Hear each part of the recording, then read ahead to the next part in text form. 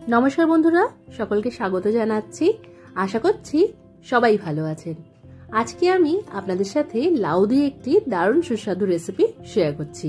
আজকে বানাচ্ছি ছোলা দিয়ে লাউ আলুর দম।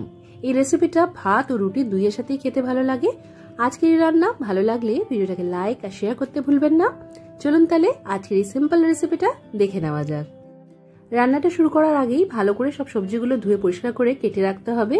এখানে একটা কড়াই মাঝারি আছে গরম করতে বসিয়ে তার মধ্যে আমি প্রায় 3 টেবিল চামচের মতো সর্ষের তেল গরম করে নিয়েছি। তারপর এর মধ্যে একটা বড় তেজপাতা ছিঁড়ে দিয়েছি আর তার সাথে দিয়ে দিয়েছি হাফ চা চামচের মতো গোটা জিরে ফোড়ন। ফোড়নটা একটু ভেজে নিয়ে এর মধ্যে দিয়ে দিতে হবে পেঁয়াজ আর টমেটো কুচি। এখানে একটা মাঝারি সাইজের পেঁয়াজ কুচি আছে আর একটা বড় সাইজের টমেটো কুচি আছে। পেঁয়াজ আর টমেটোটাকে ভালো করে আমাদের নাড়াচাড়া করে নিতে হবে। খুব বেশি মিহি করে পেঁয়াজ বা টমেটো কাটার কোনো দরকার নেই। লাউটা রান্না হতে হতেই এগুলো খুব সুন্দরভাবে মিশে যায়। তো টমেটো আর পেঁয়াজটাকে প্রায় 2 মিনিটের মতো ভেজে নিয়েছি। তারপর এর মধ্যে দিয়ে দিলাম আমি এইভাবে ডুমো ডুমো করে কেটে রাখা আর আগে থেকে ধুয়ে পরিষ্কার করে রাখা আলু। আলুটা দিয়েও একটু নাড়াচাড়া করে নিতে হবে।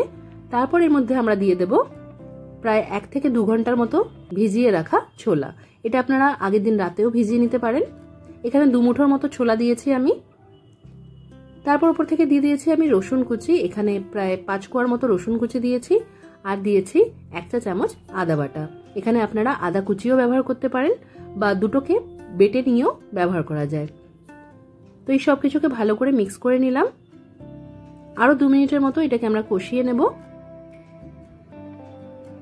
এবারের মধ্যে দিয়ে দিচ্ছি 1 চা চামচ হলুদ গুঁড়ো, কাশ্মীরি লঙ্কার গুঁড়ো দিয়েছি হাফ চা চামচের মতো, জিরে গুঁড়ো দিয়েছি এখানে 1 চা চামচ। এবার এই সবকিছুকে আবারও ভালো করে মিক্স করে নিতে হবে। আঁচটা কমিয়ে রেখে প্রায় 2 মিনিটের মতো ভালো করে মশলা কষিয়ে নিতে হবে।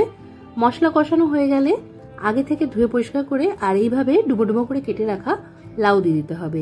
এখানে প্রায় 700 গ্রামের মতো লাউ আছে। লাউটা দেওয়ার পর উপর থেকে স্বাদ অনুসারে নুন দিয়ে দিতে হবে। আর লাউয়ের যে কোনো ধরনের তরকারি রান্না করার সময় কিন্তু নুনটা একটু বুঝে দিতে হয়, কারণ লাউটা রান্না হওয়ার পর অনেকটা কমে যায়। তো সেটা মাথায় রেখেই এর মধ্যে নুন দেবেন। নুনটা দিয়ে সবকিছুর সাথে ভালো করে মিশিয়ে নিয়ে এটা ঢাকা দিয়ে আরো 6-7 মিনিটের মতো আমাদের রান্না করে নিতে হবে। একদম কমানো আছে, দেখতেই পাচ্ছেন আমি কমানো আছে। এটা 7 মিনিটের মতো রান্না করেছি। এবার ঢাকাটা সরিয়ে নিয়ে আরেকবার নাড়াচাড়া করে দিচ্ছি। অনেকটা জল উঠেছে। এই রান্নায় লাউটা নিজের জলেই সেদ্ধ হয়ে যায় আর আলাদা করে জল অ্যাড করতে হয় না। এখানে এই সময় আমরা চেক করে নেব যে আলু লাউ এগুলো সেদ্ধ হয়েছে কিনা। যদি মনে হয় আরেকটু সেদ্ধ করার প্রয়োজন আছে তাহলে আবারও ঢাকা দিয়ে এটাকে 5-6 মিনিটের মতো রান্না করে নিতে হবে। এখানে আমাদের সব সবজি সেদ্ধ হয়ে গেছে, দেখতেই পাচ্ছেন সুন্দরভাবে খুন্তি দিয়ে কেটে নেওয়া যাচ্ছে। যারা যেরকম গ্রেভি রাখতে পছন্দ করেন সেই অনুযায়ী এখানে জল অ্যাড করতে পারেন। আর জলটা অবশ্যই উষ্ণ জল অ্যাড করবেন। তবে এই রান্নায় খুব বেশি গ্রেভি আমি রাখবো না, তাই আর আলাদা করে জল অ্যাড করিনি।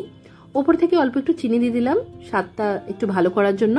একটু মিষ্টি মিষ্টি স্বাদ বেশ ভালো লাগে, তবে যারা পছন্দ করেন না এটা বাদ দিয়ে দেবেন। তো এখানে আমাদের রান্নাটা রেডি হয়ে গেছে। আর 1 মিনিট এটা হাই ফ্লেমে রান্না করব আর ওপর থেকে একটু ধনেপাতা কুচি ছড়িয়ে দেব। আপনারা চাইলে এখানে গরম মশলা গুঁড়োও ব্যবহার করতে পারেন। আমাদের আজকের এই ছোলা দিয়ে লাউ আলুর দমের রেসিপি একদম রেডি। এটা ভাত বা রুটির সাথে সার্ভ করতে পারেন। আশা করছি আজকের রেসিপি ভালো লেগেছে। ভালো লাগলে অবশ্যই করে রান্নাটা ট্রাই করবেন। কমেন্ট করে জানাতে ভুলবেন না যে কেমন লাগলো।